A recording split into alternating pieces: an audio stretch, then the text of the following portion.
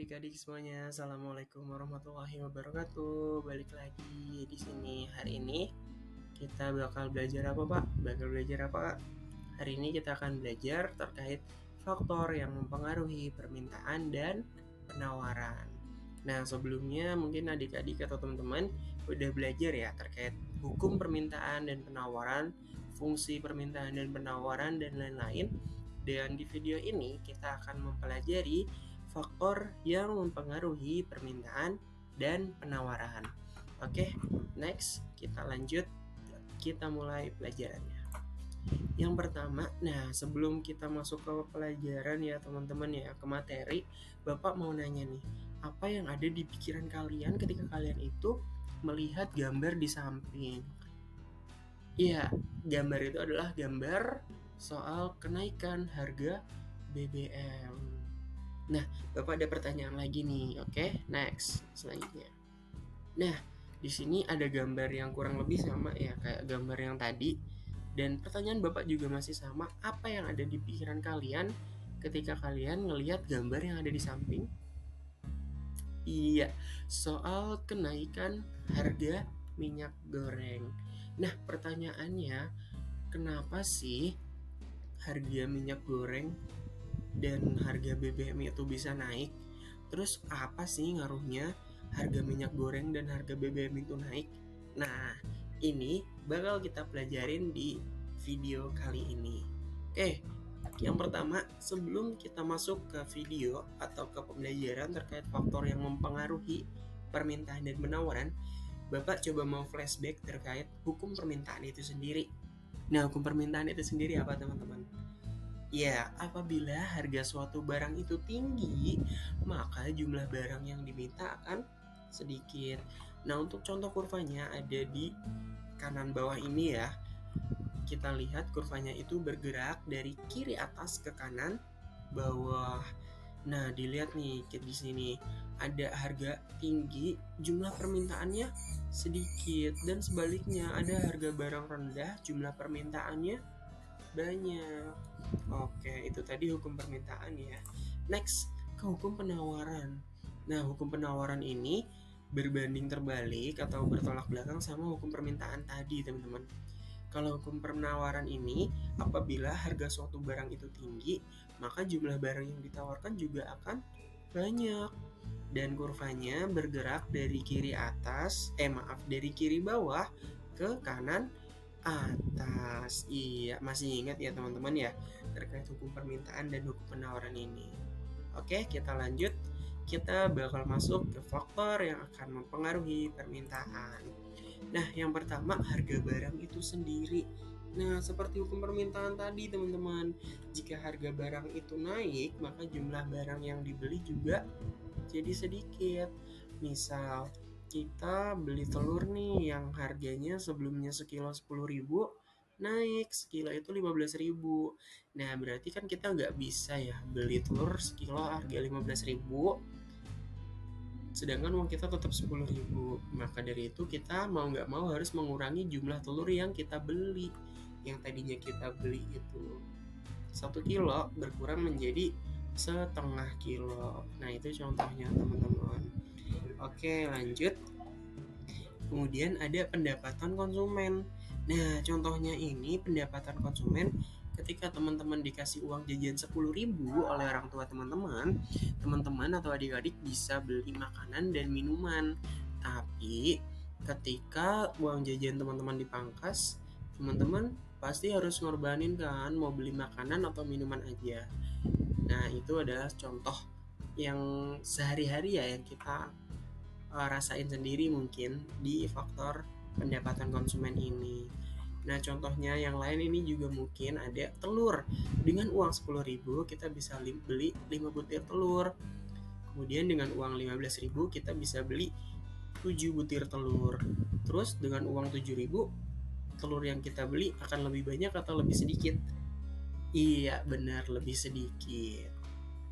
Oke, selanjutnya barang lain yang berkaitan. Nah, di barang lain yang berkaitan ini ada 2 kondisi ya teman-teman ya. Kondisi pertama, apabila ada sebuah barang yang harganya turun, Lalu permintaan dari barang lain tuh juga ikut turun. Contohnya apa Kak? Contohnya nih, kopi sama gula. Misal kopi dan teh. Misal nih harga teh turun, pasti yang minta kopi itu juga akan turun. Kenapa Kak? Kok bisa? Kan yang turun harga teh. Nah, ketika harga teh turun, orang-orang yang biasanya minum kopi akan minum teh, dan permintaan dari kopi akan menurun karena orang-orang pada minum teh. Nah, di kondisi kedua, apabila ada harga barang yang turun, lalu permintaan atas barang lain meningkat. Contohnya apa, Pak? Contohnya ketika harga mobil biasanya 100 juta nih, terus turun jadi 50 juta, setengah harga. Oh, orang-orang langsung jadi pada beli tuh. Pada beli mobil semuanya karena harga mobil lagi turun. Terus dampaknya gimana, Pak? Dampaknya permintaan barang lain meningkat. Jadinya karena banyak orang yang beli mobil, otomatis banyak juga orang yang akan beli bahan bakar atau bensin. Nah, itu contoh dari barang lain yang berkaitan yang akan mempengaruhi permintaan. Oke, lanjut. Nah, selanjutnya ada selera konsumen.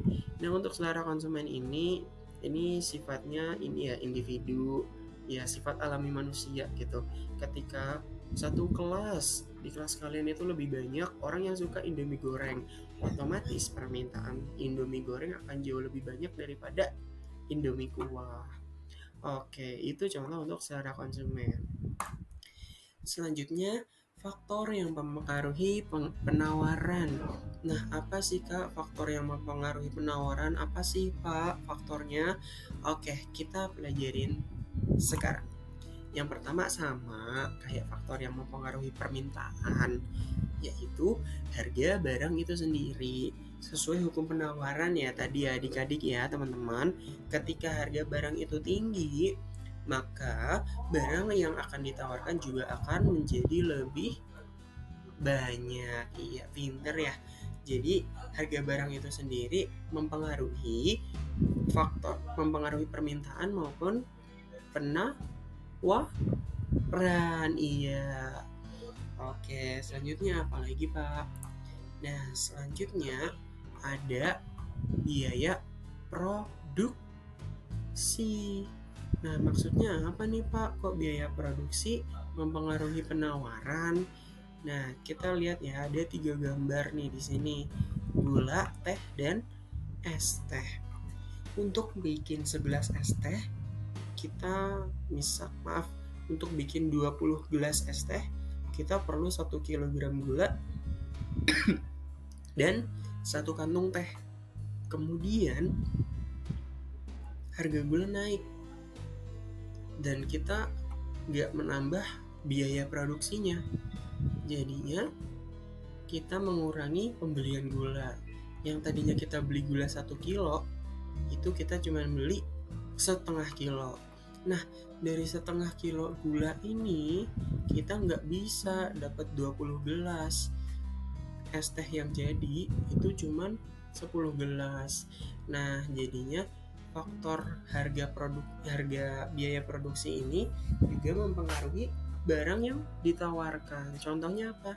Ya ini tadi, ketika salah satu barang baku itu mengalami kenaikan, maka jumlah barang atau jumlah es teh yang akan dihasilkan menjadi lebih sedikit. Iya. Terus selanjutnya ada teknologi. Nah, teman-teman atau adik-adik mungkin pernah ya atau lihat gitu, ada jajanan yang dibungkusnya itu rapi, ada jajanan yang dibungkusnya dengan kemasan-kemasan yang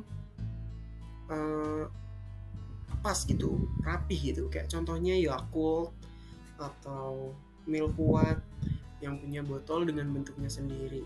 Bisa nggak ya kira-kira manusia itu bikin botol-botol itu dalam waktu yang sebentar dan dalam jumlah yang banyak? Mungkin bisa, tapi perlu banyak manusia. Kalau perlu banyak manusia, berarti kita juga perlu banyak ngeluarin uang untuk membayar gaji mereka. Terus gimana caranya untuk mengganti uh, permasalahan gaji manusia tersebut. Pakailah teknologi. Nah, teknologi ini yang akan mempengaruhi jumlah penawaran. Kok bisa, Pak? Karena mesin-mesin itu bisa membuat atau memproduksi jauh lebih banyak dengan waktu yang singkat, sehingga barang yang akan ditawarkan juga pasti lebih banyak serta harganya juga lebih murah, karena tidak ada biaya atau beban gaji yang perlu dibayarkan perusahaan kepada karyawannya. Nah, selanjutnya ada ekspektasi penjual. Nah, kita lihat ya teman-teman ya, adik-adik ya, gambar terkait minyak goreng ini ternyata ada penimbun. Nah, kenapa sih penimbun itu jahat banget sampai menimbun minyak goreng gitu? Jadi, penjual biasanya akan menyimpan barangnya ketika harga barang tersebut lagi turun dan akan menjualnya kembali ketika harga barang itu sedang tinggi. Ini seperti bunyi hukum permintaan ya teman-teman ya.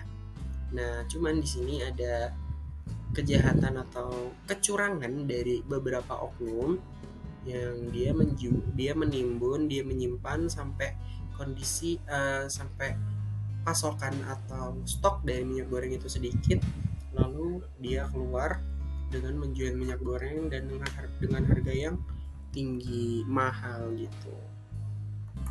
Nah, terus yang terakhir itu ada subsidi dan pajak. Nah, subsidi dan pajak yang diberikan pemerintah ini juga akan mempengaruhi harga barang. Nah, kalau harga barang itu berubah, maka penawaran atau permintaan itu juga akan berubah. Contohnya ya BBM ini. BBM ini sebelumnya dikasih oleh pemerintah itu pajaknya 10.000. Jadi kita cukup bayar 5.000 aja. Karena seliter bensin itu harganya 15.000.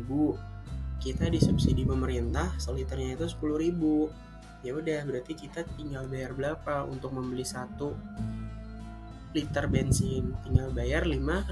Karena apa? Karena 10.000-nya udah disubsidi. Nah, terus tiba-tiba pemerintah ngurangin subsidinya, yang sebelumnya dikasih subsidi 10.000, cuman dikasih subsidi 7.000, berkurang 3.000. Berarti kita juga harus nambah 3.000 untuk membeli 1 liter bensin. Dan itu yang membuat penawaran berubah. Begitupun pajak. Ketika kita makan di restoran dan ada pajaknya, pasti kita akan mengurangi ya makan di restoran itu. Oh, kita cari restoran aja yang nggak ada pajaknya, biar kita nggak terlalu bayar mahal. Nah, pajak dan subsidi ini juga mempengaruhi jumlah penawaran. Oke, hari ini gitu aja ya adik-adik teman-teman. Di video ini kita belajar tentang faktor apa aja sih yang dapat mempengaruhi permintaan dan penawaran. Oke, semoga bermanfaat. Terima kasih. Wassalamualaikum warahmatullahi wabarakatuh. Dadah.